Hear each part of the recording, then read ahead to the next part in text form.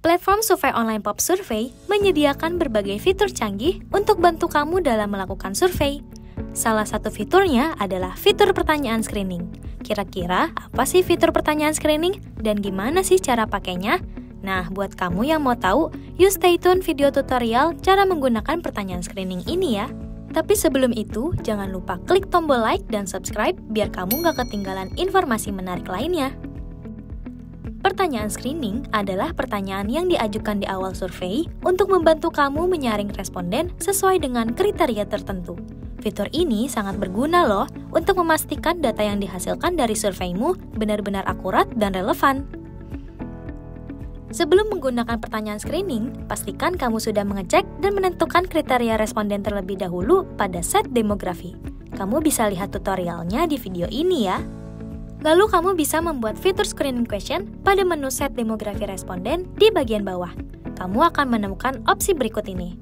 Setelah itu, kamu hanya perlu aktifkan tombol atau toggle hingga muncul tanda centang untuk mengaktifkan fitur ini. Perhatikan baik-baik instruksi yang terdapat pada bagian ini. Setelah mengaktifkan pertanyaan screening, langkah pertama yang perlu kamu lakukan adalah memastikan semua pertanyaan screening yang hendak dibuat berada pada halaman pertama survei. Lalu, kamu bisa melanjutkan pertanyaan lain di luar pertanyaan screening pada halaman berikutnya.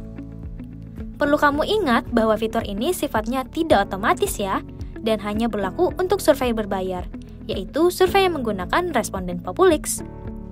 Dalam platform Pop Survey, pertanyaan screening adalah pertanyaan umum biasa di halaman pertama survei dengan salah satu tipe di bawah ini yang dilengkapi dengan logika survei dengan aksi selesaikan survei. Perlu kamu ingat, fitur pertanyaan screening ini hanya bisa digunakan pada format pertanyaan berikut ya. Setelah itu, kamu perlu mengatur logika survei pada wajib dalam halaman pertama survei. Fungsinya untuk menyaring jawaban dari responden sesuai dengan kriteria spesifik yang kamu inginkan. Sebagai contoh, jika kamu membutuhkan responden yang memiliki rencana untuk mendaftar beasiswa luar negeri dalam waktu dekat, maka kamu perlu menambahkan pertanyaan screening di awal survei. Kemudian, kamu dapat mengatur logika berdasarkan jawaban dari responden. Jika responden menjawab tidak, maka kamu dapat menambahkan logika complete survey, yang berarti responden tidak akan diarahkan ke pertanyaan survei berikutnya. Sebagai hasilnya, bagi mereka yang menjawab iya, maka mereka berhak untuk menyelesaikan survei kamu hingga akhir.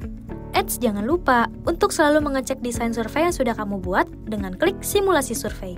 Pastikan proses pengecekan ini dilakukan lebih dari satu kali ya, agar meminimalisir kesalahan survei yang kamu buat.